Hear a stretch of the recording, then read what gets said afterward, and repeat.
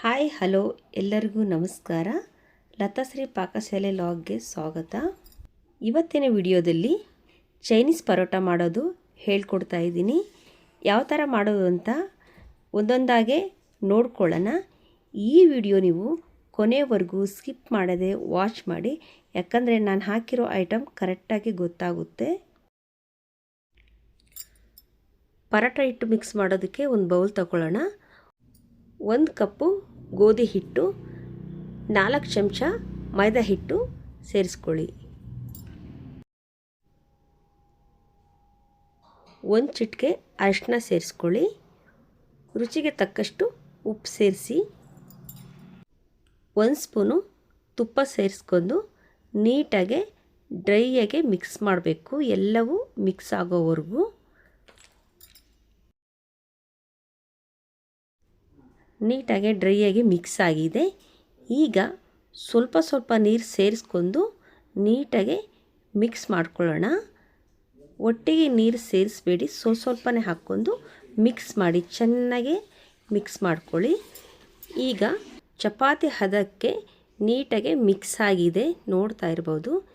ಈಗ ಸ್ವಲ್ಪ ನಾನು ಎಣ್ಣೆ ಹಾಕಿ 2 ಸ್ಪೂನು ಮತ್ತೆ ಮೇಲೆ ನೀಟಾಗಿ ಸ್ವಲ್ಪ ನಾದ್ಬಿಟ್ಟು ಒಂದು ಕಾಟನ್ ಬಟ್ಟೆನಲ್ಲಿ ಮುಚ್ಚಿಟ್ಕೊಳ್ಳೋಣ. ಒಂದು 10 ನಿಮಿಷದಿಂದ 15 ನಿಮಿಷದವರೆಗೂ ಹಾಗೆ ಮುಚ್ಚಿಡಿ.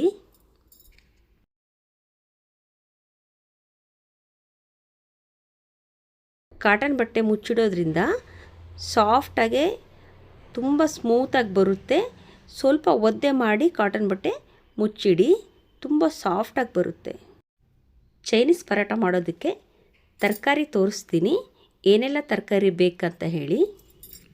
ಕ್ಯಾರೆಟು, ಈರುಳ್ಳಿ, ಸ್ಪ್ರಿಂಗ್ ಆನಿಯನು, ಹಸಿಮೆಣಸಿನ್ಕಾಯಿ, ಎಲೆಕೋಸು, ಕೊತ್ತಂಬರಿ. ನೀಟಾಗಿ ಇದು ತೊಳೆದು ವಾಶ್ ಮಾಡಿ ನಾನು ಎಲ್ಲ ಚಿಕ್ಕದಾಗೆ ತುರಿದಿರೋದು. ನೀವು ಕೂಡ ಹೀಗೆ ಮಾಡ್ಕೊಳ್ಳಿ. ಪರೋಟ ಎಷ್ಟು ಬೇಕಾಗುತ್ತೋ ನಿಮಗೆ ನೋಡ್ಕೊಂಡು ಅದರಂತೆ ನೀವು ತರಕಾರಿ ತಗೋಬಹುದು. ತರಕಾರಿ ಫ್ರೈ ಮಾಡೋಕ್ಕೆ ಕಡಾಯಿ ಬಿಸಿಯಾಗಿದೆ. 2 ಟೇಬಲ್ ಸ್ಪೂನು ಎಣ್ಣೆ ಹಾಕ್ಕೊಳ್ಳೋಣ. 4 ಹಸಿಮೆಣಸಿನ್ಕಾಯಿ ಕಟ್ ಮಾಡಿರೋದು,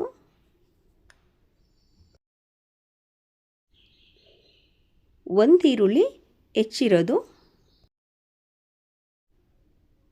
1 ಸ್ಪೂನು ಶುಂಠಿ ಬೆಳ್ಳುಳ್ಳಿ ಪೇಸ್ಟು. ಶುಂಠಿ ಹಾಕಾದ್ಮೇಲೆ ಹಸಿ ವಾಸನೆ ಹೋಗೋವರೆಗೂ ಫ್ರೈ ಮಾಡ್ಕೊಳ್ಳಿ. 50 ಗ್ರಾಮಷ್ಟು ಸ್ಪ್ರಿಂಗ್ ಆನಿಯನ್ ಕಟ್ ಮಾಡಿರೋದು ಸೇರಿಸ್ಕೊಳ್ತಾ ಇದ್ದೀನಿ. 1 ಕ್ಯಾರೆಟು ತುರಿದಿರೋದು, ಎಲೆಕೋಸು ಚಿಕ್ಕದಾಗಿ ತುರಿದಿರೋದು, ಎಲ್ಲವೂ ಒಟ್ಟಿಗೆ ನೀಟಾಗಿ ಫ್ರೈ ಮಾಡ್ಕೊಳ್ಳೋಣ ಹಸಿ ವಾಸನೆ ಹೋಗೋವರೆಗೂ. 1/4 ಸ್ಪೂನು ಪೆಪ್ಪರು, 1/4 ಸ್ಪೂನು ಅರಿಶಿನ ಪೌಡ್ರ್ ಸೇರಿಸ್ಕೊಂಡು ನೀಟಾಗಿ ಮಿಕ್ಸ್ ಮಾಡ್ಕೊಳ್ಳಿ. ಎಲ್ಲ ತರಕಾರಿ ನೀಟಾಗಿ ಮಿಕ್ಸ್ ಆಗಿದೆ, ಹಸಿ ವಾಸನೆ ಹೋಗೋವರೆಗೂ ಚೆನ್ನಾಗಿ ಫ್ರೈ ಆಗಿದೆ. ಸ್ವಲ್ಪ ರುಚಿಗೆ ತಕ್ಕಷ್ಟು ಉಪ್ಪು ಸೇರಿಸ್ಕೊಂಡು ಈಗ ಫೈನಲ್ಲಾಗಿ ನೀಟಾಗಿ ಮಿಕ್ಸ್ ಮಾಡ್ಕೊಳ್ಳೋಣ. 1 ಸ್ಪೂನು ವಿನೆಗರು, 1 ಸ್ಪೂನು ಟೊಮೊಟೊ ಸಾಸು, ಸ್ವಲ್ಪ ಕೊತ್ತಂಬರಿ ಸೊಪ್ಪು ಸೇರಿಸಿ ನೀಟಾಗಿ ಮಿಕ್ಸ್ ಮಾಡ್ಕೊಳ್ಳೋಣ. ನೀಟಾಗಿ ಮಿಕ್ಸ್ ಮಾಡಿ ಈಗ ರೆಡಿಯಾಗಿದೆ, ನೋಡ್ತಾ ಇರ್ಬೋದು. ಈಗ ಸ್ಟವ್ ಆಫ್ ಮಾಡ್ಕೊಳ್ಳೋಣ. ಈಗ ಪರೋಟ ಮಾಡೋಕ್ಕೆ ಹಿಟ್ಟು ಕೂಡ ರೆಡಿಯಾಗಿದೆ. ಓಪನ್ ಮಾಡಿ ನೋಡೋಣ ಎಷ್ಟು ಚೆನ್ನಾಗಿ ಸಾಫ್ಟಾಗಿ ಬಂದಿದೆ, ತುಂಬ ಚೆನ್ನಾಗಿ ಬಂದಿದೆ. ಇನ್ನೊಮ್ಮೆ ನೀಟಾಗಿ ಕೈಯಾಗೆ ಮಿಕ್ಸ್ ಮಾಡಿಕೊಂಡು ನಮಗೆ ಎಷ್ಟು ಗಾತ್ರ ಬೇಕೋ ಅಷ್ಟು ಗಾತ್ರದಲ್ಲಿ ನಾವು ಚಪಾತಿ ಉಂಡೆ ಮಾಡ್ಕೊಳ್ತೀವಲ್ವ, ಆ ಥರ 2 ಸೈಜ್ ಉಂಡೆ ಮಾಡ್ಕೋಬೇಕು. ಈಗ 2 ಸೈಜ್ ಉಂಡೆ ಮಾಡಿದ್ದೀನಿ ನಾನು. ಈಗ 2 ಉಂಡೆ ರೆಡಿಯಾಗಿದೆ. ಸ್ವಲ್ಪ ಹಿಟ್ಟು ಹಾಕ್ಕೊಂಡು ಲಟ್ಸೋಣ. ಪೂರಿ ಗಾತ್ರಕ್ಕೆ ಲಟ್ಸ್ಬೇಕಾಗುತ್ತೆ. ಪೂರಿ ಯಾವ ಥರ ಇರುತ್ತಲ್ವ ಆ ಸೈಜಿಗೆ ಸ್ವಲ್ಪ ದಪ್ಪ ಇರಬೇಕು. ನೋಡ್ತಾ ಇರ್ಬೋದು, 2 ಕೂಡ ನಾನು ಒಂದೇ ಸೈಜಾಗೆ ಲಟ್ಸಿದ್ದೀನಿ. ನೀವು ಕೂಡ ಹೀಗೆ ಮಾಡ್ಕೊಳ್ಳಿ. ಈಗ ಒಂದು ಚಪಾತಿ ಮೇಲೆ 2 ಸ್ಪೂನ್ ನಾನು ತರಕಾರಿ ಸೇರಿಸಿ ಇನ್ನೊಂದು ಚಪಾತಿ ನಾನು ಅದ್ರ ಮೇಲೆ ಮುಚ್ಚಿ ನೀಟಾಗೆ ಕವರ್ ಮಾಡ್ಕೋಬೇಕಾಗುತ್ತೆ. ನೀಟಾಗಿ ಕವರ್ ಆದಮೇಲೆ ಮತ್ತೆ ಪರೋಟ ಗಾತ್ರಕ್ಕೆ ಲಟ್ಸ್ಕೊಳ್ಳೋಣ. ಕೈಯಲ್ಲೇ ನೀಟಾಗೆ ಪ್ರೆಸ್ ಮಾಡಿ, ಎಲ್ಲೂ ಕೂಡ ಓಪನ್ ಆಗಲ್ಲ, ನೀಟಾಗೆ ಕೂತ್ಕೊಳ್ಳುತ್ತೆ. ನಾನು ಎಲ್ಲ ಪರೋಟನೂ ಈ ಥರನೇ ರೆಡಿ ಮಾಡಿ ಲಟ್ಸಿದ್ದೀನಿ. ಅದೆಲ್ಲ ತೋರ್ಸೋಕ್ಕಾಗಲ್ಲ, ಹಾಗಾಗಿ ನಿಮಗೆ ಒಂದು ಸ್ಯಾಂಪಲ್ ತೋರಿಸೋದು. ನೀವು ಕೂಡ ಹೀಗೆ ಮಾಡ್ಕೊಳ್ಳಿ. ಈಗ ಎಲ್ಲ ಪರೋಟ ರೆಡಿಯಾಗಿದೆ. ಈಗ ಒಂದು ಹೆಂಚಿಟ್ಕೊಂಡು ಎಲ್ಲವನ್ನು ಬೇಯಿಸ್ಕೊಳ್ಳೋಣ.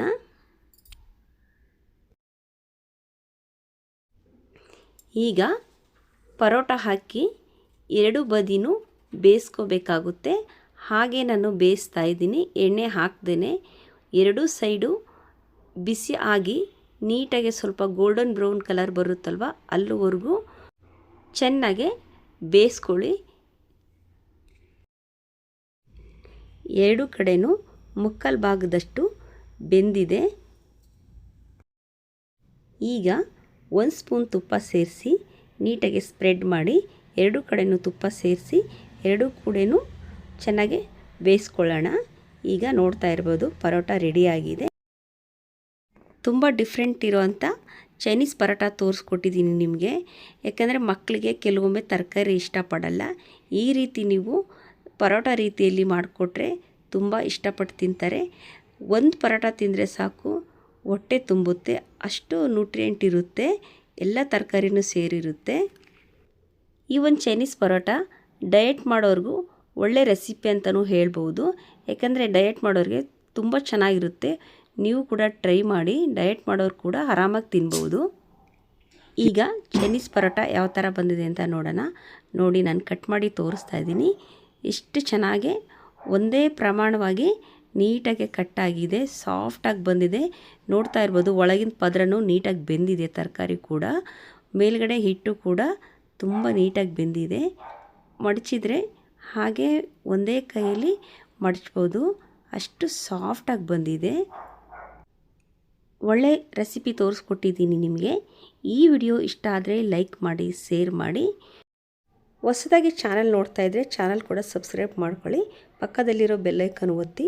ಮತ್ತೆ ಮುಂದಿನ ರೆಸಿಪಿಯಲ್ಲಿ ಭೇಟಿ ಆಗೋಣ. ಎಲ್ಲರಿಗೂ ಥ್ಯಾಂಕ್ ಯು.